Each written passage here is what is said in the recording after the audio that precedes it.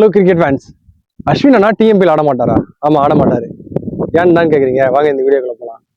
அஸ்வின் அண்ணா இன்டர்நேஷனல்ல வந்து ரிட்டைர்மெண்ட் கொடுத்துட்டாரு. அந்த மாதிரி இந்தியாவுக்குள்ள நடக்கிற லோக்கல் டோர்னமெண்ட்ல வந்து ரிட்டைர்மெண்ட் கொடுத்தாங்கன்னா டிஎம்பிஎல் மாதிரி லோக்கல் டோர்னமெண்ட்ல ஆட முடியாது. அதுதான் பிசிசி ரூல்ஸ் சொல்லுது. அதை தாண்டி கிரிக்கெட்ல அவர் பாத்தீங்கன்னா T20ல வந்து 72 விக்கெட்டும், ஒன் டேல பாத்தீங்கன்னா 156 விக்கெட் எடுத்திருக்காரு. டெஸ்ட்ல அவர் தான் ஜாம்பவான், 537 விக்கெட் எடுத்திருக்காரு. சரி, இதெல்லாம் ஒரு பக்கம் இருக்கு. தாண்டி ஒரு விஷயத்த வந்து அவர்கிட்ட நான் பார்த்தேன். என்ன விஷயம் தானே கேக்குறீங்க. ரீசெண்டா பாத்தீங்கன்னா சஞ்சு சாம்சன் வந்து T20ல இருந்து டிராப் பண்ணியிருப்பாங்க. அப்ப நாங்களாம் என்ன பண்ணோம் வந்து பாத்தீங்கன்னா, சஞ்சு சாம்சன் வந்து ஃபார்ம் இல்லாதெல்லாம் டிராப் பண்ணிட்டீங்களா, அவரு வேர்ல்டு கப்லாம் ஆடி கொடுத்தாரு அப்படின்னு சொல்லிட்டு அங்க ஒரு பக்கம் பேசிட்டு இருந்தோம். நிறைய பேர் அதான் நீங்களும் அதை பத்தி தான் யோசிச்சிருப்பீங்க. ஆனா இதெல்லாம் தாண்டி சஞ்சு சாம்சன் வந்து ஒரு 36 வயசு ஆகுது. இப்ப அவர் வந்து நீங்க வெளியே தூக்குனா என்ன மாதிரி பிரச்சனைகளை சந்திப்பாருன்னு சொல்லிட்டு அவர் தான் பேசினாரு. இது எத்தனை பேர் இது மாதிரி பேசியிருப்பாங்க எனக்கு தெரியல. இந்த மாதிரி அனுபவம் வாய்ந்த கிரிக்கெட்டர்ஸ் இந்தியாவில் இருக்கான்றப்ப எனக்கு ரொம்ப சந்தோஷமா இருக்கு.